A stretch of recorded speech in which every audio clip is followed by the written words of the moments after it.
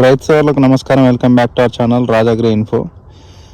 చాలామంది రైతులు పూత సమయంలో త్రిప్స్ ఉధృతి అనేది బాగా ఉన్నది. దీనికి సాధారణంగా కొట్టే ఇమ్డాక్లోప్రిడ్ కానీ ఫిప్రోనిల్ కానీ ఇవి కాకుండా చిల్లీలో ఉపయోగించే మూవెంటో, దీని టెక్నికల్ వచ్చేసి స్పైరోటెట్రామేట్ అని ఉంటుంది.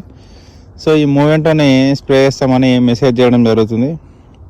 ఈ మూవెంటో అనేది మీకు ఈ ఫ్లవరింగ్ స్టేజ్లో కనుక మీరు స్ప్రే చేసినట్టయితే మీకు తేనెటీగలు అనేవి దాని యొక్క గాఢతకి తేనెటీగలు రాకుండా ఉండి పాలినేషన్ అనేది జరగదు. దానివల్ల మీకు పూత ఇంకా పిండి అనేది రాలిపోవడం జరుగుతుంది.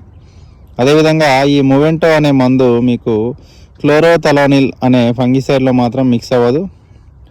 అదేవిధంగా దీంట్లో ఏ విధమైన ఈ సిలికా గమ్ కానీ ఈ గమ్ము లాంటివి ఏదైనా వేసి స్ప్రే చేయకూడదు, ఎందుకంటే రికమెండబుల్ కాదు. Thank you all.